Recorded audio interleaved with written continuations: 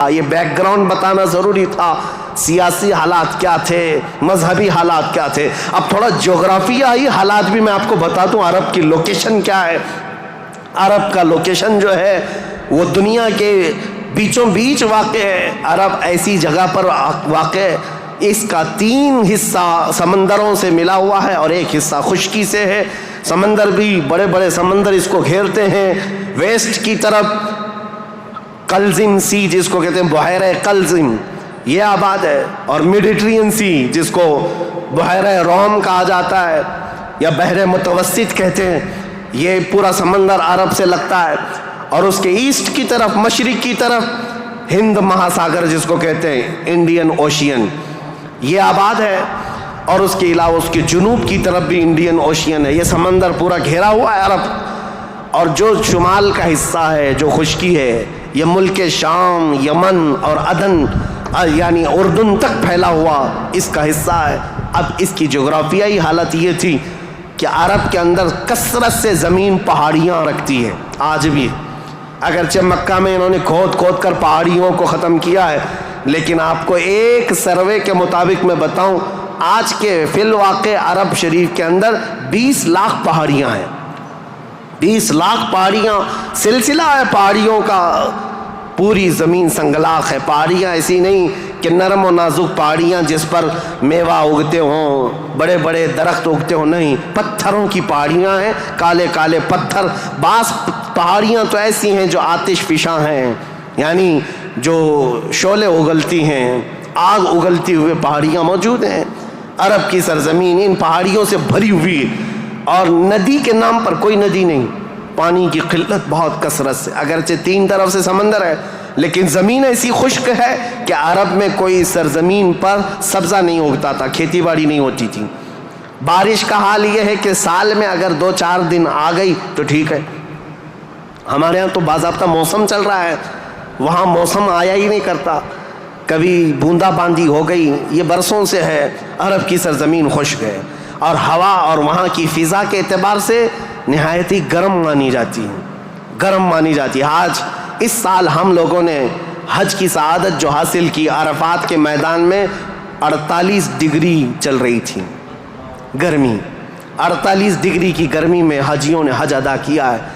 ہمارے یہاں 37 degree 38 degree آ جائے تو ہا ہو کرتے ہیں، اور ہم باہر نکلنے کو پسند نہیں کرتے۔ وہاں 48 ڈگری میں بغیر چھت کے حجاج کرام حج کرتے رہے۔ اسی لیے عربوں کی سرزمین جو ہے نہایت گرم مانی گئی ہے۔ سرزمین پتھریلی اور زمین سوکھی، سبزہ نہیں اگاتی، بارش نہیں آتی، اوپر سے گرمی اتنی پھینکتا ہے سورج، چلچلاتی ہوئی دھوپ، اس فضا کا اثر طبیعت پر ہوتا ہے۔ آپ یہ سوچ رہے ہوں گے کہ یہ ویدر بتانے کی ضرورت آج کیا ہے؟ ضرورت ہے، موسم کے اعتبار سے انسانوں کی طبیعت میں فرق آتا ہے۔ جیسا موسم ہوتا ہے انسانوں کی طبیعت میں اثر پیدا ہوتا ہے، زمین کا بھی اثر ہوتا ہے، مٹی کا اثر ہوتا ہے، موسم کا اثر ہوتا ہے۔ عرب میں کثرت سے پہاڑیاں، سخت قسم کے پتھر، آج کی ہائی ٹیکنالوجی کے بڑے بڑے بلڈوزر لگ جاتے ہیں، مہینوں تک کھودتے ہیں تو تھوڑا بہت حصہ بھی کٹ نہیں پاتا۔ ہم تو تقریباً 10 سال سے ایک پہاڑ کو کھودتے ہوئے دیکھ رہے ہیں، ابھی بھی عرب میں وہ کھود ہی رہے ہیں بلڈوزر، جبکہ ان لوگوں کے ہاں ٹیکنالوجی ہمارے ہاں کی طرح کی نہیں ہے۔ روڈ بنانا ہے تو رات کے وقت آپ گزر رہے ہوں 1 کلومیٹر روڈ، صبح فجر میں دیکھیں تو تیار رہتا ہے، اتنے فاسٹ۔ لیکن پہاڑیوں کو کھودنے کے لیے آج بھی، آج کے ہائی ٹیکنالوجی کے دور میں بھی وہ پہاڑیوں کو ہلا نہیں پاتے۔ سخت قسم کے پتھر، زمین سبزہ نہیں اگاتی، بارش نہیں آتی، موسم برساتا نہیں، سورج جھلسا دینے والی گرمی پھینکتا ہے۔ یہ سب کا اثر طبیعتوں پر بھی ہوتا ہے۔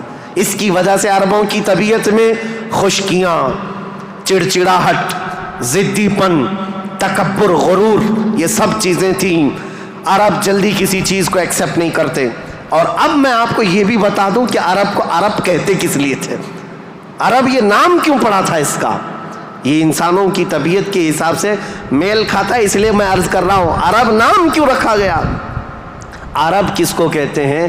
لفظ عرب، عین را با، یہ عربی میں لفظ جو ہے اس کا میننگ ہوتا ہے اچھی زبان رکھنے والا، فصیح اللسان جو آدمی ہے، عرب کہتے ہیں اس کو۔ یہ عرب اپنے آپ پر اتنا غرور رکھتے تھے، وہ کہتے تھے کہ پوری دنیا میں اگر سب سے اچھی زبانیں تو ہماری ہے، باقی کو عجم کہتے ہیں۔ عجم کا مطلب ہوتا ہے گونگا، وہ ہم سب کو گونگا کہتے ہیں، سارا عجم ہے، عرب کو چھوڑ کر کے جتنا ہے وہ سب عجم ہے۔ فارس عجم ہے، ہند عجم ہے، افریقہ عجم ہے، امریکہ عجم ہے۔ عجم کا مطلب گونگے۔ عرب لوگ اپنے آپ کو صرف زبان والا کہتے اور باقی پوری دنیا کو گونگا سمجھتے تھے۔ تو یہ نخوت جو تھی، یہ بڑاپن جو تھا، یہ تکبر جو تھا، وہ وہاں کے موسم کے اعتبار سے پتھریلی زمین کی وجہ سے ان کی طبیعتوں میں گھر کر گیا تھا، جلدی ایکسیپٹ نہیں کرتے۔ ایسے سخت دلوں کے اندر اور ایسے سخت قوم کے اندر اسلام کا نور ظاہر کرنا یہ کوئی عام بات نہیں تھی، عام بات نہیں تھی۔ اللہ رب العزت کی مصلحت اور اس کی حکمت بالغہ کو دیکھے، اللہ کریم نے اپنے آخری رسول کے لیے جو زمین منتخب فرمائی وہ افریقہ کی سرزمین نہیں تھی، نہ ہی کوئی ہند کی سرزمین، نہ یورپ کی سرزمین، بلکہ عرب کی سرزمین کو منتخب کیا گیا۔ اس لیے مجھے زمین کا جغرافیہ بتانا ضروری ہے کہ یہ لوکیشن کے اعتبار سے بیچوں بیچ میں آباد ہے، پوری دنیا کا سینٹر کہلاتا ہے، اس لیے کہ یہاں سے روشنی نکلے تو پوری دنیا میں پھیلے۔ یہاں سے نکلا ہوا ابر ہر زمین پر بارش بن کر کے برسے گا، اور برسا بھی۔ اللہ کریم نے مکہ مکرمہ کی سرزمین کو منتخب فرمایا۔ طبیعتیں کیسی تھی، اکھڑ مزاج لوگ تھے، ان کے درمیان میرے آقا کو پیدا کیا اللہ نے۔ اور رسول کریم صلی اللہ تعالیٰ علیہ وسلم جس دن پیدا ہوئے، یہ بی بی آمنہ کا گھر تھا، اور رسول کریم صلی اللہ تعالیٰ علیہ وسلم یتیمی کی حالت میں پیدا ہوئے ہیں، باپ نہیں ہیں، ماں پرورش کرتی رہی۔ عربوں کے رواج کے اعتبار سے دادا کی شفقت بہت زیادہ تھی اپنے پوتے پر، کیونکہ بیٹے عبداللہ بہت محبوب نظر تھے، بڑے پیارے تھے، لیکن جب جوانی میں انتقال کر گئے تو حضرت عبد المطلب کو اس کا بڑا صدمہ تھا کہ میرا سب سے محبوب بیٹا عبداللہ مدینے میں انتقال کر گیا۔ تو اپنی بہو حضرت آمنہ اپنے پوتے حضور اکرم صلی اللہ تعالیٰ علیہ وسلم کی پرورش میں جی جان لگا دیا، اتنا لگا دیا۔ آپ کو پتہ ہے میرے آقا صلی اللہ تعالیٰ علیہ وسلم کا نام پاک آج کروڑوں مسلمانوں کی آنکھوں کا تارا ہے۔ حضور کا نام جیسے ہی ہم محمد نام لیتے ہیں، ہم انگوٹھوں کو چوم کر کے آنکھوں سے لگاتے ہیں۔ یہ نام پاک عام نام نہیں ہے۔ اس نام پاک کو بزرگان دین تو ایسے تھے کہ حضرت محمود غزنوی کا نام سنا ہے، ان کے خاص وزیر تھے ایاز۔ ایاز کے بیٹے کا نام تھا محمد۔ محمود جو ہے سلطان محمود اپنے وزیر کے بیٹے محمد کو بہت پیار کرتے تھے۔ ایک دن جو ہے آپ ایاز کے بیٹے کو محمد کہہ کر نہیں بلا رہے ہیں، بلکہ کہتے اے ابن ایاز، اے ایاز کے بیٹے ادھر آ جا۔ ایاز نے سن لیا، کہا آج سلطان غضبناک ہوں گے، میرے بیٹے کا نام لے کر کے نہیں پکارا، باپ کے نام سے پکارا ہے۔ بعد میں حاضر ہو کر پوچھا سلطان میرے بیٹے سے کوئی خطا ہوئی، آپ خفا تو نہیں ہیں؟ اس کے نام سے نہ پکارتے ہوئے اس کو ابن ایاز کہہ کر پکارا۔ سلطان محمود نے کہا ایاز ایسی بات نہیں، خفا نہیں، بلکہ میں وضو کی حالت میں نہیں تھا، اس لیے تیرے بیٹے کا نام محمد ہے، میں بغیر وضو کے کبھی اس کا نام بھی نہیں پکارتا۔ اور علامہ عبد الرحمن جامی فرماتے ہیں ہزار بار بشویم دہن ز مشک و گلاب ہنوز نامے تو گفتن کمال بے ادبیس۔ یا رسول اللہ ہزار بار میں اپنے منہ کو گلاب کے پانی سے، مشک و عنبر کے پانی سے دھو لوں، اس کے بعد بھی آپ کا نام پکارنا میں بے ادبی سمجھتا ہوں۔ یہ علامہ عبد الرحمن جامی۔ میں بات کیوں کہہ رہا ہوں حضور کے نام کی؟ یہ محمد نام کسی اور نے نہیں، حضرت عبد المطلب نے رکھا تھا۔ آپ کے دادا، آپ کے جد امجد جیسے ہی حضور کی پیدائش ہوئی تھی، گھر دوڑے دوڑے آئے تھے بی بی آمنہ کے، اور فوراً اٹھا کر کے گودی میں لے لیا اور خانہ کعبہ کے پاس آئے، اور خانہ کعبہ کے سامنے ہاتھ پھیلاتے ہوئے اللہ کی بارگاہ میں عرض کرنے لگے اللہم ھذا ابنی سمیتہ محمدا، اے اللہ دیکھ یہ میرا بیٹا ہے اور میں نے اس کا نام محمد رکھا ہے۔ عرب کے بہت سارے لوگ وہاں موجود تھے، یہ نیا نام تھا ان کے لیے۔ عرب میں جو نام رکھے جاتے ہیں وہ باپ داداؤں کے نام پر چلتے ہیں، وہاں پر نئے نام نہیں نہیں رکھتے، خاندانوں کے اپنے خود پرسنل نام چلتے رہتے ہیں، پرٹیکولر نام ہوتے ہیں، وہی نام رکھے جاتے ہیں۔ حضرت عبد المطلب نے نیا نام رکھا تھا تو عرب کے بہت سارے قبیلے آئے اور پوچھا یا عبد المطلب لم سمیتک ابنی ابنک ھذا محمدا، اے عبد المطلب آپ نے لم سمیت ھذا محمدا، کیوں آپ نے اس کا نام محمد رکھا ہے؟ تو حضرت عبد المطلب مسکرائے اور کہا تمہیں پتہ ہے محمد کا نام کا مطلب کیا ہے، محمد کے میننگ کیا ہے؟ کہا محمد کہتے کسے ہیں؟ محمد اس کو کہتے ہیں جس کی سارے لوگ تعریف کریں، سب سے زیادہ جس کی تعریف کی جائے اس کو محمد کہا جاتا ہے۔ حضرت عبد المطلب نے کہا میں نے اپنے اس بیٹے کا نام محمد اس لیے رکھا ہے کہ جب بھی کوئی نام لے تو نہ چاہتے ہوئے بھی میرے بیٹے کی تعریف ہو ہی جائے۔ آج میرے آقا کی شان میں کسی کو گستاخی کرنا بھی ہو، میرے آقا کا نام محمد لیتا ہے تو پہلے حضور کی تعریف کر ہی رہتا ہے، وہ کر کے ہی رہتا ہے۔ عزیزان گرامی وقار، حضور اکرم صلی اللہ تعالیٰ علیہ وسلم کو حضرت عبد المطلب نے بڑی شفقت دی۔ عرب کے مشہور قانون اور وہاں کے دستور کے مطابق کہ عرب لوگ اپنے بچوں کی حفاظت کے لیے، یعنی ان کی زبان کی حفاظت کے لیے دیہاتوں میں بھیجتے تھے کہ ان کی زبان محفوظ رہے۔ شہروں کی زبان جو ہے مکس ہو جاتی ہے، جیسے ممبئی کی زبان، اس کا کوئی اتا پتہ نہیں ہے، اس میں یو پی بھی ملا ہوا ہے اور راجستھان بھی ہے، گجراتی بھی ہے، کرناٹکی بھی ہے، سب ملا کر کے مکس ہو گئی کیونکہ ہر جگہ کے لوگ یہاں پر موجود ہیں۔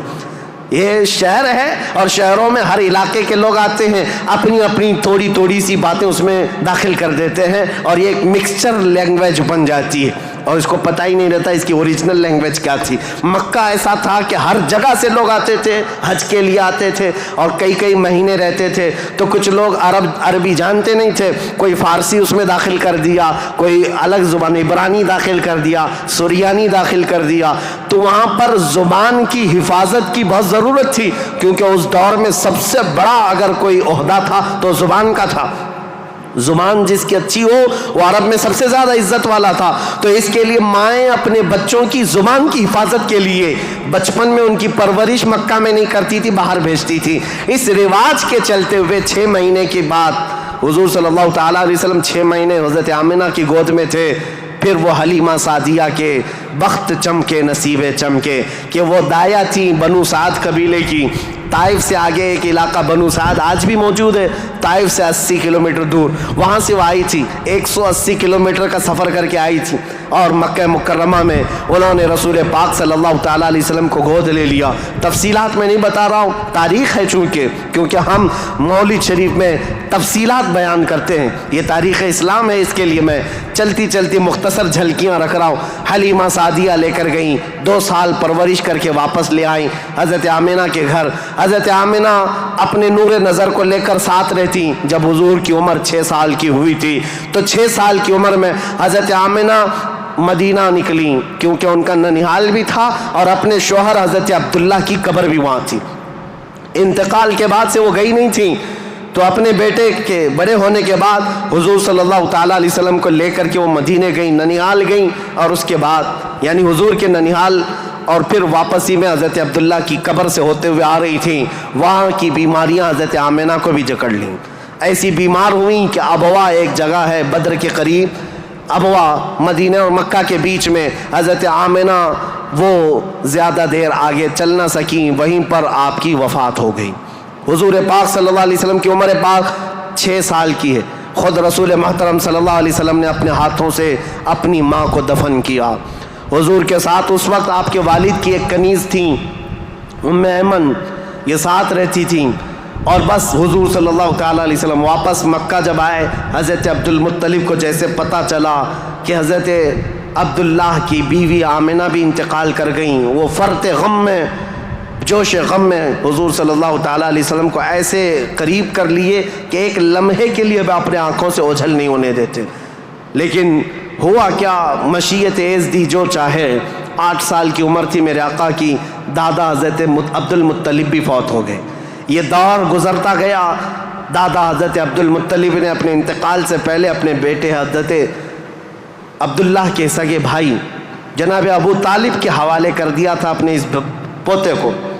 حضور صلی اللہ تعالیٰ علیہ وسلم کو جناب ابو طالب کے حوالے کر دیا اور کہا کہ تم اس کی نگرانی کرنا. تو جناب ابو طالب نے ایسی نگرانی کی کہ ابو طالب کے گھر میں بیٹے تو ہوئے, ان کے بیٹے عقیل ہیں, ان کے بیٹے جعفر ہیں, ان کے بیٹے حیدر کرار, علی و مرتضیٰ ہیں, لیکن حضور صلی اللہ تعالیٰ علیہ وسلم کی پرورش میں ایسا کمال کا کردار ادا کیا کہ اپنے بیٹوں کو بھی کچھ نہیں سمجھتے حضور کے آگے, حضور اکرم صلی اللہ علیہ وسلم کے آگے.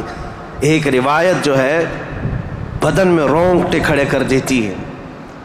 میں آج بھی بحث نہیں کروں گا ایمان ابو طالب کے متعلق, حمارقۃ الآراء بحثوں میں سے ہمارا ٹاپک آج تاریخ اسلام ہے, لیکن ان کی پرورش کا انداز ایسا تھا. صرف ایک بات اگر میں بتا دوں, شعب ابی طالب میں جب 3 سال تک مکہ والوں نے حضور صلی اللہ علیہ وسلم کا بائیکاٹ کیا تھا, سوشل بائیکاٹ, کبھی بھی حملہ ہونے کا اندیشہ رہتا تھا کہ لوگ آ کر کے حضور کو قتل نہ کر دیں رات کے وقت, کیونکہ عرب اتنے دشمن تھے رسول پاک صلی اللہ علیہ وسلم کے اعلان نبوت کی بات کر رہا ہوں, یہ روایت بیچ میں عرض کر رہا ہوں. جناب ابو طالب رات کے وقت جب حضور سو جاتے تھے تو ان کو اٹھا کر کے دوسری جگہ سلاتے اور حضور صلی اللہ علیہ وسلم کی جو جگہ خاص تھی, حضور کی جو چادر تھی, اس جگہ اپنے بیٹے کو سلا دیتے تھے اور یہ کہتے ہماری نیند کے وقت میں اگر کوئی دشمن آ کر حملہ بھی کرے تو محمد پر حملہ نہ ہو, میرے بیٹے پہ حملہ ہو. یہ کمال کی شفقت کے ساتھ انہوں نے پرورش کی ہے رسول اللہ صلی اللہ علیہ وسلم. جب آپ کی عمر پاک 12 سال کی تھی حضور اکرم صلی اللہ علیہ وسلم کی, جناب ابو طالب کے ساتھ آپ تجارت کے لیے نکلے ملک شام, کیونکہ خاندانی مشغلہ تھا تجارت, ابو طالب ساتھ میں لے کر کے گئے. یہ وہ ٹرننگ پوائنٹ ہے تاریخ کا کہ بیچ راستے میں ایک بحیرہ راہب, ایک عیسائی پادری تھا, جہاں پر یہ قافلہ رکا تھا. بحیرہ راہب نے دیکھ کر کے ہی کہا ہذا سید المرسلین, یہ رسولوں کا سردار آیا ہے. عیسائیوں نے پوچھا تمہیں کیسے پتا؟ کہا میں نے ان کو دیکھا, یہ 12 سال کی عمر کے, جب یہ آ رہے تھے رات کے وقت پہاڑوں کے اوپر سے اتر رہے تھے, میں نے دیکھا کہ سارے پہاڑ سارے جتنے بھی درخت ہیں وہ اس 12 سالہ لڑکے کے لیے سجدے میں گرے ہوئے ہیں. اور میں نے دیکھا کہ دن میں یہ جب چلتے ہیں تو سورج کی روشنی ان پر نہیں پڑتی, بادل کا ایک سایہ ان کے اوپر سایہ بنائے ہوئے چلتا ہے, بادل کا ایک ٹکڑا سایہ بنائے ہوئے چلتا ہے. یہ بحیرہ راہب نے ابو طالب کو بلا کر پوچھا یہ کون ہے؟ کہا میرا بھتیجا ہے. کہا میری ایک بات سن لو, اچھا ہوگا کہ تم ان کو ملک شام مت لے جانا, وہاں یہودی ہیں, وہ ان کے قتل کے در پہ ہو جائیں گے, کیونکہ وہ اس انتظار میں ہیں کہ آخری نبی ان کے خاندان میں پیدا ہوگا. یہ تو تمہارے خاندان کا نصیبہ ہے, اگر تم لے جاؤ گے تو یہودی قتل کر ڈالیں گے, تم یہیں سے ان کو واپس مکہ لے جاؤ. جناب ابو طالب گھبرا گئے, ڈر گئے, کہا کہ میں اپنے اس بھتیجے کو ملک شام نہیں لے جاؤں گا. بیچ راستے سے ہی رسول پاک صلی اللہ تعالیٰ علیہ وسلم کو لے کر وہ مکہ واپس آئے. یہ وہ بشارت تھی, 40 سال کے بعد حضور نے اپنی نبوت کا اعلان فرمایا, لیکن خبریں تو 12 سال سے ہی مشہور ہو چکی تھیں, خبریں ہو چکی تھیں. بحیرہ راہب نے یہ کہا. اس کے بعد حضور پاک صلی اللہ تعالیٰ علیہ وسلم تجارت کو اپناتے رہے. جب آپ کی عمر پاک 25 سال کی تھی تو مکہ مکرمہ کی ایک معزز خاتون, بڑی مالدار خاتون تھی, حضرت خدیجہ, جن کے 2 شوہروں کا انتقال ہو چکا تھا.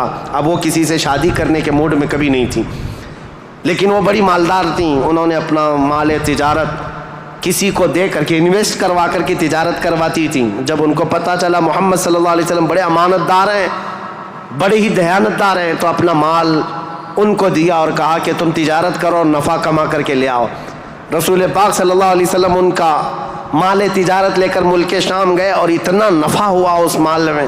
واپس جب آ رہے تھے تو حضرت خدیجہ کا ایک غلام میسرہ تھا. حضرت خدیجہ نے کہا تھا میسرہ تم ہمیشہ محمد پر نظر رکھنا, دیکھتے رہنا یہ کیسی کیسی تجارت کرتے ہیں, کتنا نفع کرتے ہیں, اسی لیے نہیں کہ خرد برد ہوگا, اس لیے کہ مدد کے طور پر. جب یہ قافلہ واپس مکہ آ رہا تھا, اب پھر ٹرننگ پوائنٹ ہے یہاں پر. حضرت خدیجہ اپنے گھر کے بالا خانے پر بیٹھ کر کے اپنا نفع شدہ قافلہ جو مکہ میں داخل ہو رہا ہے اس کو دیکھنے کے لیے بیٹھی ہوئی تھی. بڑا گھر تھا, بڑا محل تھا. جب وہ اوپر سے نظارہ کر رہی تھی, وہیں سے دیکھ کر کے وہ گرویدہ ہو گئی کہ اتنی دور سے دیکھ رہی تھی قافلہ صاف نظر نہیں آ رہا تھا لیکن چہرہ محمد سب سے زیادہ چمکتا ہوا نظر آ رہا تھا۔ حضرت خدیجہ کہتی ہے میں نے چاند کو بھی اتنا تیزی سے چمکتے نہیں دیکھا جس طرح ملک شام سے یہ لوٹتا ہوا قافلہ محمد کا چمکتا ہوا چہرہ لے کر آ رہا تھا۔ حضرت خدیجہ کہتی ہیں عجیب حالت تھی، قافلہ تو تجارت کر کے آ رہا ہے لیکن میں نے دیکھا اس قافلے کے اوپر جو دھوپ کا وقت ہے اس وقت آسمان کا ایک ٹکڑا، بادل کا ایک ٹکڑا سایہ بن کر کے چلتا ہوا آ رہا ہے، جس طرف محمد جا رہا ہے اس طرف وہ ٹکڑا بھی چلتا جا رہا ہے، آگے پیچھے نہ جانے کون سی مخلوق چل رہی تھی۔ حضرت خدیجہ کا دل یہیں سے بے قرار ہوا۔ ملک شام سے تجارت کر کے واپس آنے کے بعد جبکہ حضرت خدیجہ کی 2 شادیاں آلریڈی ہو چکی تھی، انتقال ہو چکے ان کے شوہروں کے، 40 سال کی عمر ہو چکی تھی، شادی کرنے کا کوئی خیال نہیں تھا، لیکن حضور پاک کے چہرے پاک کو دیکھنے کے بعد، ان کی خصوصیات دیکھنے کے بعد نفع لیتے ہی آپ نے پیغام بھیج دیا محمد صلی اللہ تعالیٰ علیہ وسلم سے، کہا کیا آپ مجھ سے نکاح کرنا چاہیں؟ وہ روح محمد صلی اللہ تعالیٰ علیہ وسلم کی گرویدہ خاتون، ان کا پیغام پہنچتے ہی رسول پاک صلی اللہ تعالیٰ علیہ وسلم نے خود سے قبول نہیں کیا، اپنے چچاؤں اور پھوپھیوں کے درمیان اس مسئلے کو رکھا۔ جناب ابو طالب تھے، سارے پھوپھیاں اور چچا بیٹھے، ان کے سامنے رکھا کہ حضرت خدیجہ کے پیغام نکاح آیا ہوا ہے۔ سارے لوگوں نے کہا تمہیں پتہ ہے خدیجہ پورے مکہ میں طاہرہ کے نام سے جانی جاتی ہیں، سب سے پاکیزہ خاتون، عزت تو ایسی تھی کہ ادنا سے ادنا آدمی بھی اور اونچا سے اونچا آدمی بھی حضرت خدیجہ کی طرف چہرہ اٹھا کر نہیں دیکھتا، ان کی عزت بڑی تھی۔ کہا کہ اگر محمد تمہارے لیے ان کی طرف سے پیغام آیا ہے تو قبول کر لو۔ رسول پاک صلی اللہ تعالیٰ علیہ وسلم نے جواب بھیجا کہ مجھے بتایا گیا ہے کہ مکہ میں سب سے شریف خاتون اگر کوئی ہے تو خدیجہ کا نام ہے۔ میرے عزیزو خاتون شریف کیوں نہ ہوگی؟ اس لیے کہ جس کے پیٹ سے پیدا ہونے والی بیٹی فاطمۃ الزہرا ہو، سیدہ کائنات ہو، تو پھر ماں کا عالم کیا ہو سکتا ہے؟ اللہ کریم نے یہ انتخاب فرمایا تھا۔ رسول کریم صلی اللہ تعالیٰ علیہ وسلم نے اس نکاح کو دل و جان سے پسند کیا۔ نکاح کی تقریب ہوئی، نکاح کی تقریب میں جناب ابو طالب اور حضور کے سارے چچا اور پھوپھیاں بھی شریک ہوئے۔ خطبہ نکاح کا خطبہ جناب ابو طالب نے پڑھا تھا، وہ خطبہ آج بھی موجود ہے جو میرے آقا صلی اللہ تعالیٰ علیہ وسلم کے پہلے نکاح میں خطبہ ہوا تھا۔ اس خطبے کے بعد نکاح مقرر ہونے کے بعد رسول کریم صلی اللہ تعالیٰ علیہ وسلم کی یہ شریک حیات، یہ رفیق حیات، یہ محبوب رب العالمین سیدہ خدیجہ حضور کی ایسی وفا شعار خاتون بن کر کے رہی کہ اللہ کی قسم آج بھی پوری روئے زمین پر جو میرے آقا کی اولاد سادات کے نام سے جانی جاتی ہیں وہ کہیں اور نہیں، وہ خدیجہ کی بیٹ سے پیدا ہونے والی اولاد ہے۔ حضرت خدیجہ کے بطن سے میرے آقا کی 6 اولاد ہوئیں، 3 بیٹے اور 3 بیٹیاں۔ رسول کریم صلی اللہ تعالیٰ علیہ وسلم کی 6 اولاد کی ماں حضرت خدیجہ ہے۔ یہ بڑی الفت و محبت کی زندگی گزری ہے میرے آقا صلی اللہ علیہ وسلم کی، لیکن جب میرے آقا کی عمر پاک 50 سال کی ہوئی اور حضرت خدیجہ کی عمر اس وقت تقریباً آپ اندازہ کر سکتے ہیں 25 سال زیادہ تھی، 75 سال کی خاتون تھی۔ 75 سال کی خاتون، اللہ اکبر، 75 سال کی خاتون کس کو کہتے ہیں؟ عمر کا وہ پڑاؤ جس میں بوڑھا اپنے اعضاء سے مجبور ہو جاتا ہے اور اس کے پٹھے جواب دے جاتے ہیں، چلنا پھرنا دوبھر ہو جاتا ہے۔ لیکن قسم خدا کی جب میں یہ روایت پڑھتا ہوں کہ جب رسول کریم صلی اللہ تعالیٰ علیہ وسلم 3000 فٹ اونچی پہاڑی غار ہرا میں جا کر عبادت کرتے تھے، کبھی 2 دن تک نہیں آتے تھے، تو 75 سال کی یہ خاتون دن میں 2 مرتبہ پہاڑی پر جاتی تھی کھانا لے کر کے اور اترتی تھی۔ آج میں بتاؤں ہم جیسوں کی جوانی میں 1 مرتبہ پہاڑ پر چڑھ کر کے آ جائیں 8 دن تک پٹھے درد کرتے ہیں، پیر درد کرتے ہیں۔ میں سمجھ نہیں پاتا وہ خدیجۃ الکبریٰ کی وفا شعاری کو دن میں 2 مرتبہ اپنے نبی پاک اپنے رفیق حیات کے لیے اوپر جاتی تھی، نیچے آتی تھی۔ کبھی رسول اللہ پہاڑ سے اتر رہے ہوتے، حضرت خدیجہ گھر کے باہر آ کر کھڑی ہوتی، کڑی دھوپ ہوتی، سورج کی تمازت ہوتی، لوگ چلتے پھرتے کہتے خدیجہ اپنے شوہر کا انتظار کر رہی ہو؟ کہتی ہاں میرے شوہر پہاڑ سے اتر رہے ہیں، غار حرا سے آ رہے ہیں۔ اس وقت لوگ کہتے خدیجہ اندر چھاؤں میں بیٹھو، انتظار کرو، ان کے آنے میں کافی وقت ہے۔ خدیجہ کہتی میرا دل گوارا نہیں کرتا میرا شوہر دھوپ میں اتر رہا ہو اور ان کی عورت چھاؤں میں بیٹھی رہے، جب تک وہ دھوپ میں اترتے رہیں گے میں دھوپ میں کھڑی رہوں گی۔ یہ وفا شعاری ایسی تھی، آپ کو پتا ہے سب سے پہلی وہی قرآن کی جو غار حرا میں آئی ہے، جبرائیل امین لے کر کے آئے ہیں۔ اسلام کی تاریخ میں اگر یہ نہ بتائیں تو ابتدا ہی نہ ہوگی، کیونکہ رسول اللہ صلی اللہ تعالیٰ علیہ وسلم جب 40 سال کی عمر میں تھے، غار حرا میں جا کر عبادت کرتے، جبرائیل امین آئے قرآن کی آیتیں لے کر اور حضور سے کہا اقرا، حضور نے کہا ما انا بقاری، میں نہیں پڑھوں گا۔ وہ کہتے تھے پڑھو، حضور کہتے میں نہیں پڑھوں گا، سینے سے سینہ لگا کر دبوچتے تھے۔ 3 مرتبہ ہوا، چوتھی مرتبہ کہا اقرا بسم ربک الذی خلق، پڑھو اس رب کے نام سے جس نے پیدا کیا ہے۔ رسول محترم صلی اللہ تعالیٰ علیہ وسلم نے پڑھنا شروع کیا، اور پھر آیتیں سب سے پہلے جو آئی ہیں، اسلام کی ابتدا نور الہی کا ظہور ہے، نور الہی کا نزول ہے، اللہ کا کلام اتر رہا ہے پہاڑ پر، پہاڑ کی چوٹیوں پر، جس کو آج بھی جبل نور کہا جاتا ہے، نور کی پہاڑی، جہاں نور اترا، نور کا پہاڑ ہے، اور کس پر اترا؟ جس پر اترا وہ نور علی نور ہے۔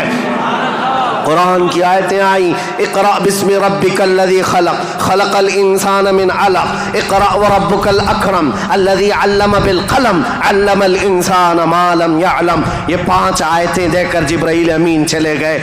رسول پاک صلی اللہ تعالیٰ علیہ وسلم پر جو وحی آئی تھی اس کا اثر ایسا تھا، سخت ٹھنڈیوں کے دن تھے، موٹے موٹے پسینے کے بوند پیشانی سے نکلتے تھے۔ جب رسول پاک تشریف لائے، پہلا واقعہ دیکھا تھا حضور نے، پہلا واقعہ تھا جبرائیل امین اس طرح آیتیں لے کر آئے۔ یہ آیتیں اترنا آسان بات نہیں، قرآن خود کہتا ہے، میرا مولا فرماتا ہے اگر ہم یہ پہاڑوں پر اتار دیتے پہاڑ ریزہ ریزہ ہو جاتے، ٹکڑے ٹکڑے ہو جاتے، لیکن قلب مصطفیٰ نے اس کا بوجھ اٹھا لیا ہے۔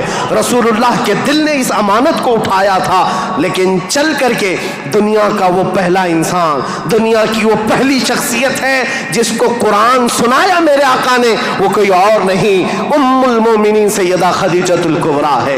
آئے رسول پاک صلی اللہ تعالیٰ علیہ وسلم، گھر آتے ہی فرمایا میرے پاس ایک فرشتہ آیا، سینے سے سینے لگایا اور اس نے یہ آیتیں اللہ کی طرف سے سنائی، مجھے کمبل اڑاؤ، زمیلونی زمیلونی، بار بار کہتے مجھے کمبل اڑاؤ، سخت ٹھنڈیاں لگ رہی ہیں۔ سیدہ خدیجۃ الکبریٰ کی باتیں یاد رکھو، تاریخ میں آج بھی لکھی ہوئی ہیں۔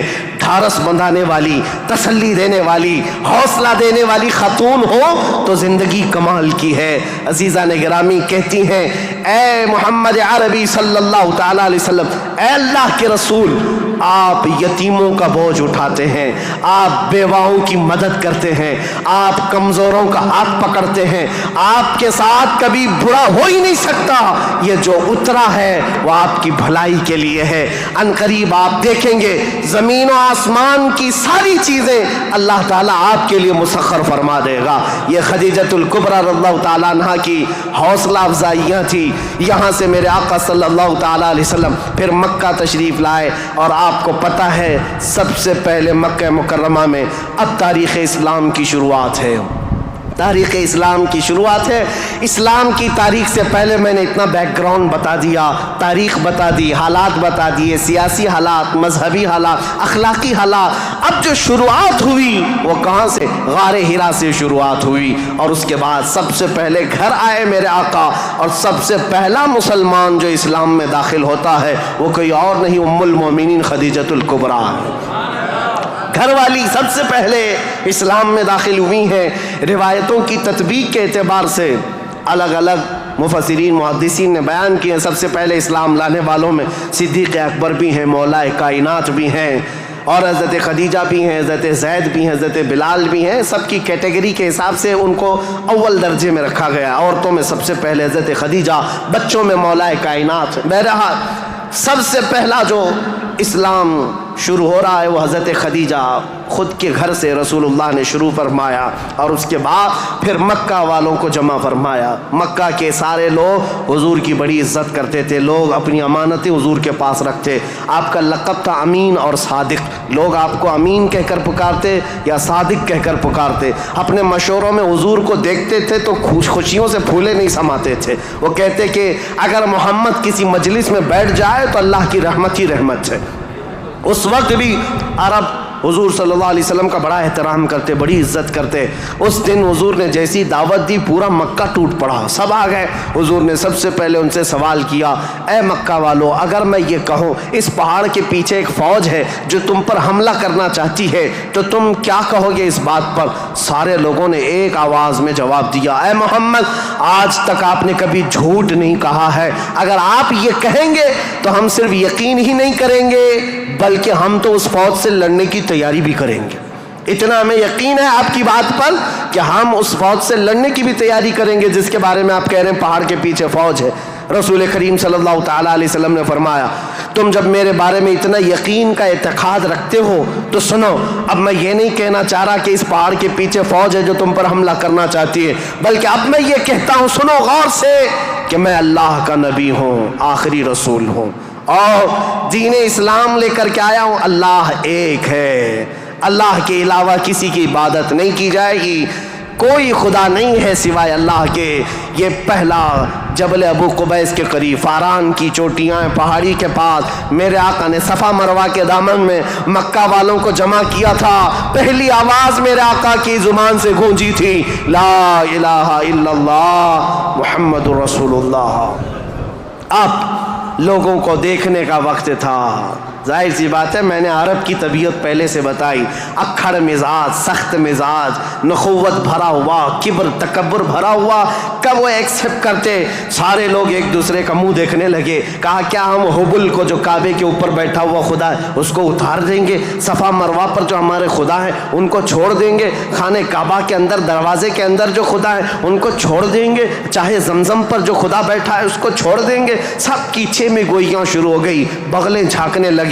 اور اسی اسنا میں غصے میں آ کر آپ کا سگا چچا ابو لہب کھڑا ہوا، کہا تبن لک یا محمد لہذا جمعتا، اے محمد کیا اس لیے تم نے ہم کو جمع کیا؟ برا ہو تمہارا، تمہارے ہاتھ ٹوٹ جائیں۔ یہ پہلا جملہ تھا جو ناز قلب مصطفیٰ کریم صلی اللہ تعالیٰ علیہ وسلم کے نازنین قلب پر اترا۔ اس وقت تک کسی نے برا جملہ آپ کے لیے استعمال نہیں کیا تھا۔ پہلا برا جملہ استعمال کرنے والا ابو لہب تھا۔ نبی کریم صلی اللہ تعالیٰ علیہ وسلم کے خاطر پر، آپ کے قلب اقدس پر بوجھ گزرا، بار ہوا، تکلیف ہوئی۔ اللہ تعالیٰ نے پھر آیتیں اتاری، تبت یدا ابی لہب و تب، اے رسول آپ کے نہیں ابو لہب کے ہاتھ ٹوٹ جائیں، اس کا مال اسے کوئی فائدہ نہ دے۔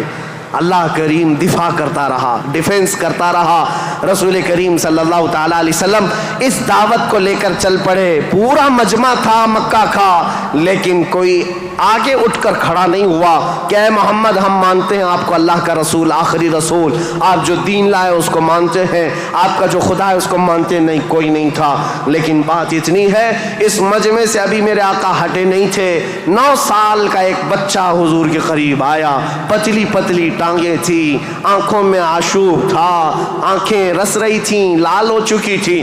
آیا اور قریب آ کر کہا، اے محمد عربی صلی اللہ علیہ وسلم، میں آپ کو اللہ کا حقیقی رسول تسلیم کرتا ہوں، آپ کا دین میں ایکسپٹ کرتا ہوں، خدا واحد کی میں عبادت کرتا ہوں۔ حضور اکرم صلی اللہ علیہ وسلم نے اس 9 سال کے بچے کو سینے سے لگایا اور دعا کی، مولا اس بچے کی ٹانگوں میں، اس کے بازوؤں میں تو طاقت عطا فرما اور اس کو دین کا عظیم سپاہی بنا۔ میرے آقا کی یہ دعا تھی۔ 9 سال کا وہ کمزور بچہ جو سب سے پہلے حضور کی دعوت پر لبیک کہا تھا، آج پوری دنیا شرق و غرب، شمال و جنوب میں اس کو اگر پکارتی ہے تو اسد اللہ الغالب، شیر خدا حیدر کرار کے نام سے جانتی ہے۔ اس کی طاقت کو کون جانے، اس کی طاقت کے قریب کون پہنچے؟ لا فتح الا علی، لا سیف الا ذوالفقار۔ اس حیدر کرار کو جو طاقت و قوت تھی، جو خیبر شکن ہے، پھاٹک کو اکھاڑ کر پھینک دینے والا، مرحب کے लोहे वाले लिबास पर तलवार की एक ज़रब लगा दे तो उसके सर से लेकर सीने तक टुकड़े कर देने वाली तलवार रखने वाला, ये ताकत कहीं और से नहीं, ये दुआए मुस्तफ़ा से मिली हुई है। मेरे आका सल्लल्लाहु ताला अलैहि वसल्लम की इस्लाम की तबलीग की शुरुआत यहाँ से हुई। अब उसके बाद मक्का मुकर्रमा के जो हालात थे, सीरत मुस्तफ़ा के बयान में आपने तकरीबन सुन लिया है। तकरीबन 13 साल मेरे आका ने मक्का मुकर्रमा में तबलीग फरमाई, मशक्क़तें उठाई, मुसीबतें बर्दाश्त की, कई सहाबा की यहाँ पर शहादतें हुई। यहाँ पर हज़रत सुमैया का कत्ल हुआ है, हज़रत अम्मार बिन यासिर को यहाँ पर मारा गया, हज़रत यासिर को जलाया गया, और यहाँ पर हज़रत खुबैब बिन आदी, हज़रत ज़ैद बिन दसना, हज़रत खब्बाब बिन अरत, इनके मुसले किए गए थे, कान काटे गए, नाक काटे गए, इनकी ज़ुबानें काटी गई, इनके हाथ पैर काटे गए और इनको फांसी पर चढ़ाया गया। ये सारी तकलीफ़ें मेरे आका ने बर्दाश्त फरमाई। 13 साल तक बिलाल हबशी को तो पैरों में रस्सी डाल करके मक्का वाले खींचते थे, बदमाश लड़के पूरे मक्का की गलियों में घुमाते। उनका आका जो उमैया था वो आपके सीने पर गरम सिल रखता, गरम रेत पर आपको सुलाया जाता। आज की ज़मीन पर आज भी आप मक्का में जाएं, दोपहर के वक्त आगे 1 मिनट आप बग़ैर चप्पल के खड़े होकर के दिखा दें, अल्लाह की पनाह, आपके पैरों में छाले ना आए तो बात करना, आपके पैरों में आबले ना पड़ जाएं तो मुझसे कहना। लेकिन वो बिलाल हबशी को पूरा पूरा दिन गर्म रेत पर सुलाया जाता। पीठ गल गई थी और उनके पीठ से गोश्त निकल करके चर्बी में तब्दील हो गया, चर्बी निकल गई थी, रीढ़ की हड्डी दिखती थी। ये हज़रत बिलाल के साथ हुए। ये बातें इसलिए मैं अर्ज़ कर रहा हूँ, इन ज़ालिमों को आज सिर्फ हुजूर की जंगें नज़र आती हैं। हुजूर पाक के साथ मक्का वालों ने जो दहशतगर्दी की थी, जो आतंक मचाया था, वो क्यों नहीं बयान करते? 13 साल तक तलवार नहीं उठाई, न तलवार उठाने का हुक्म दिया। 13 साल बर्दाश्त किए, सोशल बाइकाट भी बर्दाश्त किया, हुजूर ने पत्ते खाए, चमड़े उबाल कर खाए, सब बर्दाश्त किया, फिर हिजरत भी किया, अपना वतन भी छोड़ा। अब मदीना तैयबा तशरीफ़ ले गए। अब यहाँ से इस्लामी हुकूमत की इस्टेब्लिशमेंट होती है, बुनियाद रखी जाती है। और मेरे दीन की बुनियाद जहाँ रखी गई वो बहुत बड़ा करोड़ों का बनाया हुआ पार्लियामेंट नहीं था, वो खजूर के छालों से, खजूर के फड़ से बनाया हुआ छप्पर का एक छोटा सा घराना जिसको मस्जिद नबवी कहा जाता है। ये मुसलमानों का मरकज़ था, ये पार्लियामेंट था मेरे आका के। यहाँ से इस्लाम की हुकूमत का आगाज़ होता है, यानी इस्टेब्लिशमेंट जो हुई। अब यहाँ से रसूलुल्लाह सल्लल्लाहु अलैहि वसल्लम ने बाज़ाब्ता बादशाहों को इस्लाम की तबलीग दी, लोग जौक दर जौक इस्लाम लाते रहे। और उसके बाद इस्लामी फतूहात भी हुई, ग़ज़वात हुए, जंगें हुई। नबी करीम सल्लल्लाहु ताला अलैहि वसल्लम का ये जो मदनी दौर है हुजूर का, ये बड़े सुनहरे अबवाब में लिखा गया। वह हिजरत का 8वां साल था। इंशाअल्लाहुल अज़ीज़ कल मैं हुजूर अकरम सल्लल्लाहु अलैहि वसल्लम के मदनी दौर के आखिरी हालात और फिर हुकूमत का जो इस्टेब्लिशमेंट है और उसके बाद खिलाफत का आगाज़, जो खिलाफत की तारीख़ है, कैसे खिलाफत कायम हुई, किस तरह से खिलाफत के लिए मामलात आए, इंशाअल्लाह तारीख़ इस्लाम की आगे की और बुनियादें आपके सामने रखेंगे। और फिर मैं आखिर में यही कहूँगा, मेरे आका का मैंने ज़िक्र किया है, हमारी हिम्मत अब जवाब दे रही है। पसीने आ गए, थक गए हैं, सुन करके हो सकता है कोई ना थके, बोल करके मैं न थकता हूँ, लेकिन बात तबीयतों के तकाज़े की है। हुजूर का जिक्र ऐसा है, मेरे आका का जिक्र ऐसा है, जिस पर कल मैंने जो शेर कहा था वही आज कहता हूँ। जो कुछ बयां हुआ वो आगाज़ बाब था, ये किस्सा लतीफ़ अभी ना तमाम है।